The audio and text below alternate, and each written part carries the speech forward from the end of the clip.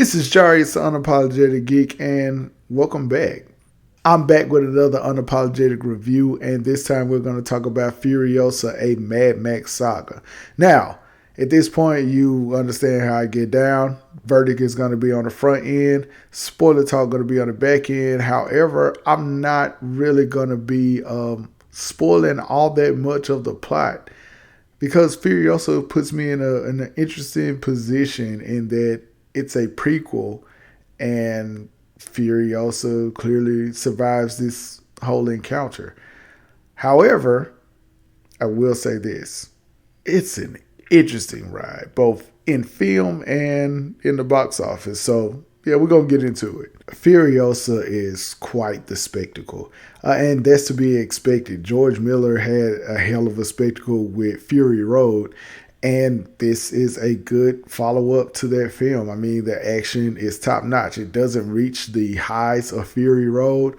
However, it's really solid, and there are plenty of explosions and creative kills and a little bit of gore here and there, and some badass action sequences with some badass characters. Anya Taylor-Joy is solid in her portrayal of the role that Charlize Theron made famous in Fury Road, but the real show stealer here, undoubtedly, and I mean, he may even get some Oscar consideration, who knows, but Chris Hemsworth absolutely crushes it as Dementis, and he's played crazy in previous film. So we've seen Chris Hemsworth play crazy before, but he goes full on madman as Dr. Dementis in this film, and that alone, honestly, is worth the price of admission. But it's surrounded by a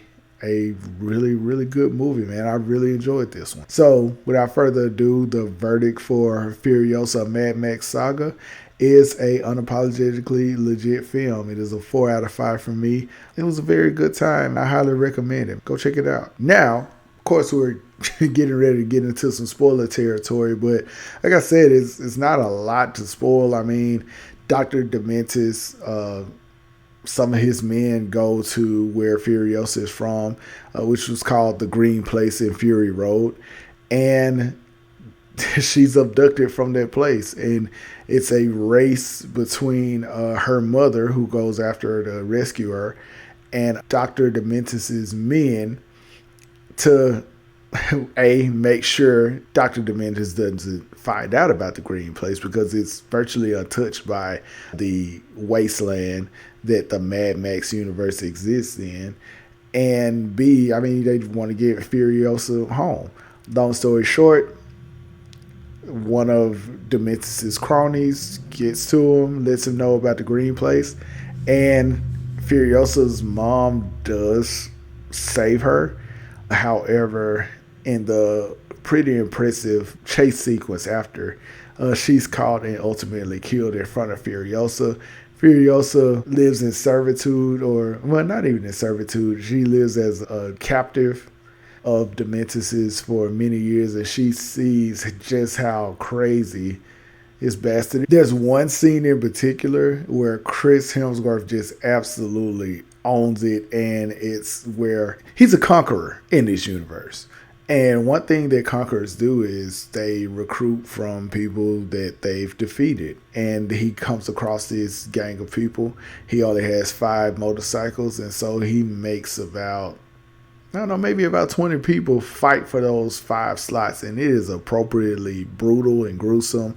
And the bike leader is chained to a motorcycle, so if you win, if you're the last man standing in your quadrant, you hop on a motorcycle and you wait, and it goes exactly the way you think it is probably going to go. They quarter this man using these motorcycles, and yeah, it's pretty fucked up, but boy, it leaves a hell of a visual. It leaves a hell of an impression, and it plays well into how crazy and demented Dementis is. So if you know anything about conquerors, they can get a little bit ahead of themselves, and this lends itself well to one of the standout scenes for me, and that's the reintroduction of Immortan Joe in the Mad Max universe. Now, For those that don't know, in Fury Road, Immortan Joe is the big bad. He's the man. He's a badass. He has this sinister, crazy, but absolutely cool and metal look to him.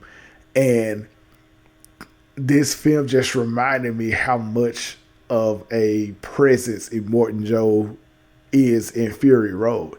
And of course you wanted to go back to that wheelhouse again. I mean, it being a prequel and Furiosa is so important to Immortan Joe, it only makes sense for him to be in this movie too. Anyways, Dementis rolls up on Immortan Joe and his people in his citadel, and he basically says, hey, you guys are gonna be in the knee or we're gonna fuck you up. And you see instantly Immortan Joe wasn't fucking around, and he displays that he can wipe out basically Dementis' whole gang out pretty easily because he has such a high ground in the Citadel.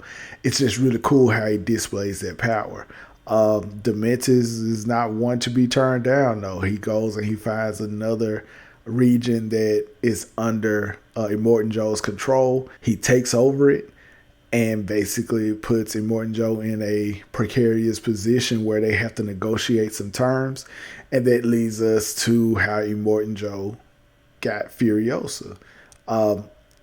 Immortan didn't care for Dementis. Dementis is treacherous and mischievous and all of that.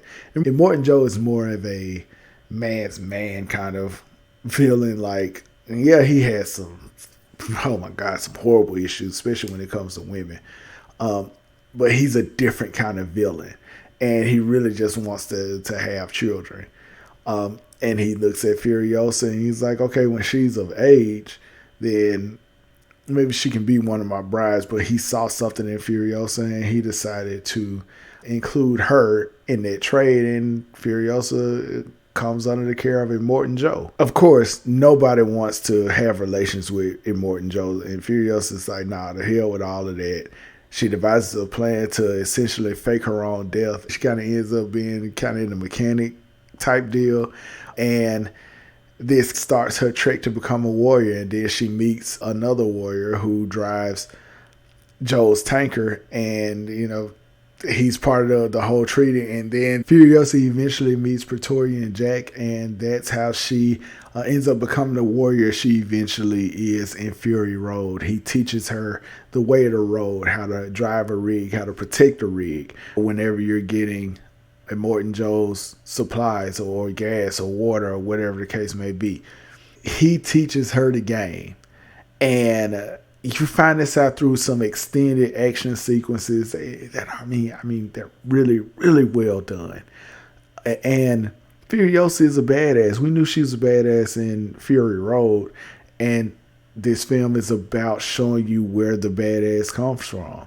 So the culmination of her badassery is when she finally goes after Dementis for her revenge, and you get an extended chase sequence. It's full of like different bells and whistles, and it's really cool and visually stunning in some ways to look at. Of course, as you know, or you could probably guess because he's not in the later films, Praetorian Jack does fall victim to Dementis and his gang. And instead of Dementis just going ahead and really killing Furiosa, he makes this whole spectacle of it. And of course, it comes back to bite him in the ass. But the revenge aspect of it, I really like how it didn't come down to like a fist-to-fist battle or nothing. Furiosa just flat out catches Dementis and has him chained up on his knees in the desert. And the speech from Dementis is so good. It kind of gives you this sense of, look, this is how shit is. It's always going to be another me. You're never going to truly be free of anything. And look, I mean, look at where your quest for revenge has gotten you. Dementis kind of takes ownership of who she is in some ways. And you can see like he has no regrets. There's not a part of him that has any humanity. That has been long gone. And my favorite part is, look, he knows he's about to die, but he asks Furiosa, do you have it in you to make it epic? And at that point, the film kind of takes us through different ways that the legend says Furiosa killed him. You're not really sure which one is true, but my favorite one is the thought of her making Dementis into a living tree, and it kind of being something that some people know about but not a lot. And it's just the thought of Dementis just suffering there. And I feel like that's the kill that is actual lore. In another film, which there is supposed to be a follow-up, like a Furiosa sequel that shows like her time with Immortan Joe after she finally kills Dementis. I feel like that's the kill that we probably would have seen. And I'm saying would have seen because that's what I really want to talk about. The box office returns on this indicates that not only we're probably not going to get another Furiosa film, but this may be it for Mad Max as a whole. And this, I think Mad Max, the franchise, spans like, I believe, 45 years.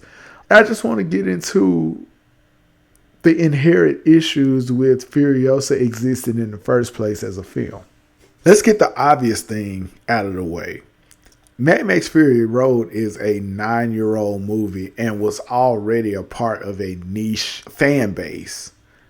So considering that it's a niche, I don't think it was really a great idea to make a $120+ film out of a prequel when honestly you found out a lot of what you needed to find out about Furiosa in Fury Road.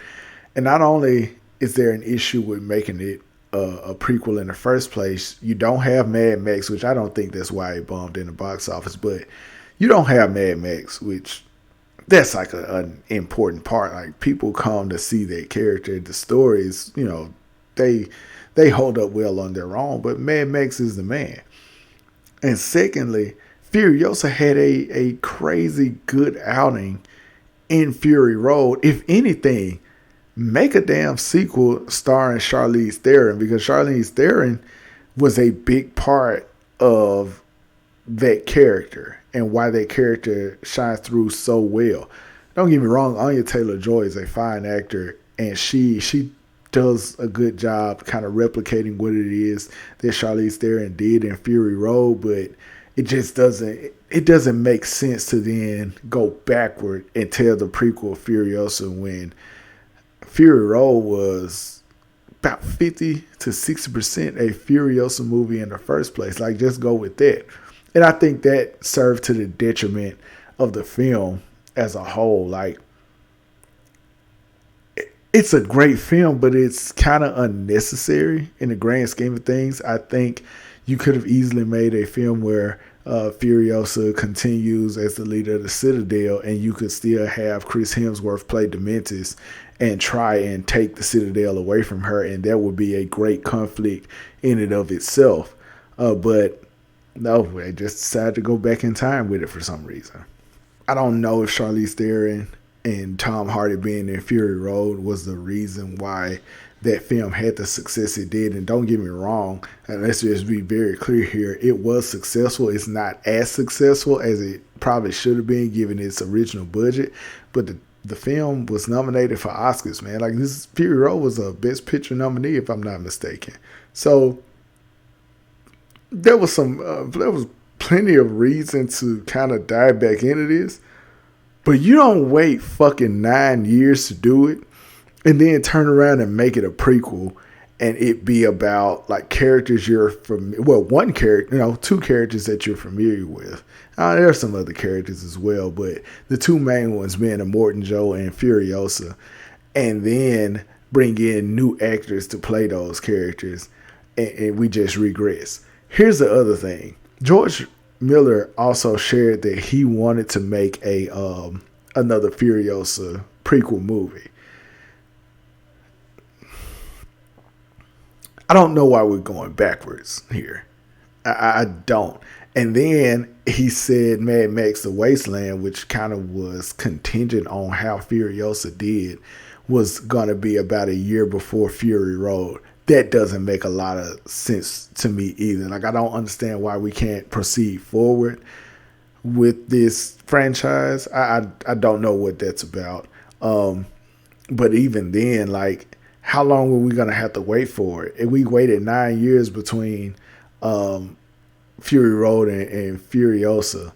The Wasteland was supposed to be the next movie, so that would have put us roughly, let's say, it took 3 or 4 years, 5 years maybe, to make that. That would have been 15 years between movies. And he wants to direct this. Like, he's very hands-on. That was a famous part of the production of Fury Road, is how hands-on he is with everything.